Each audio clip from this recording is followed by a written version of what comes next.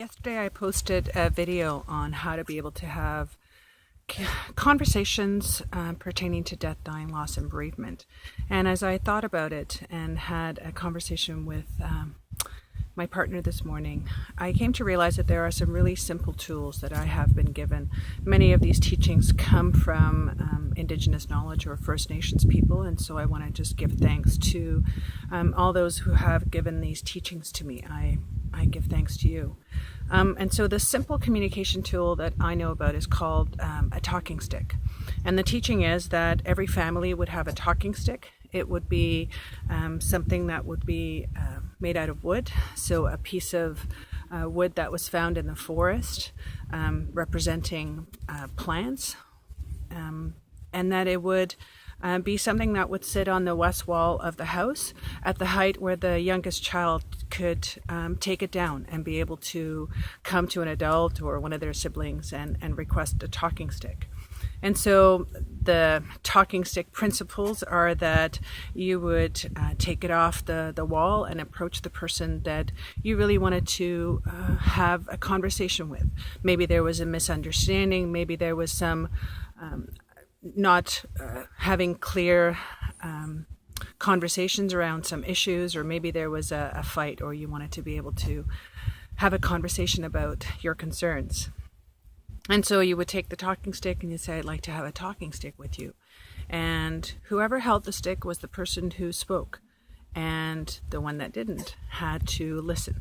Not just listen, but really be able to hear what the other person was saying. You know, oftentimes we have our agenda inside of our head, and we're oftentimes thinking of how we're going to respond, how we're going to react to what the person is telling us. And it's a challenge to be able to just hold and just really listen. And so the person would say what they needed to say, and then they would pass this talking stick. And you would think at this point that the other person would have their say. But in the teachings, it actually states that the person would then reply or be able to mirror or echo what they heard. Not what they want to say, but what they heard. And when they were complete, then they would give it back to the person who initiated the talk. And that person would say, yeah, you heard some aspect of it, but here's where I need you to listen a little bit more. And this would go back and forth until maybe there was a resolution. Maybe both parties felt like they were heard, one being the receiving end, one on the giving end. And that's how that communication would happen.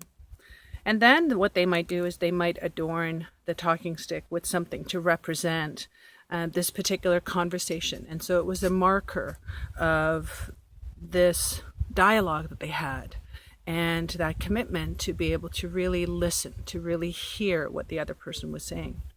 The talking stick might also have feathers on it, represent the animal world, or maybe a fetish, which is a small representation maybe of a particular animal. It might also have rocks and minerals and those kinds of things.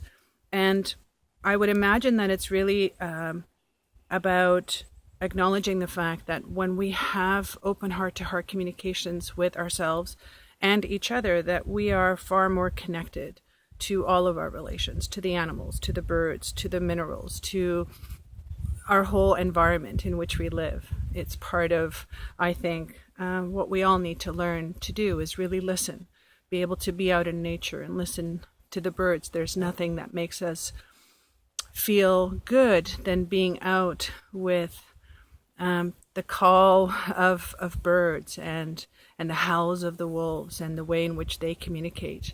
And so we all need to be able to better listen to each other. So the talking stick.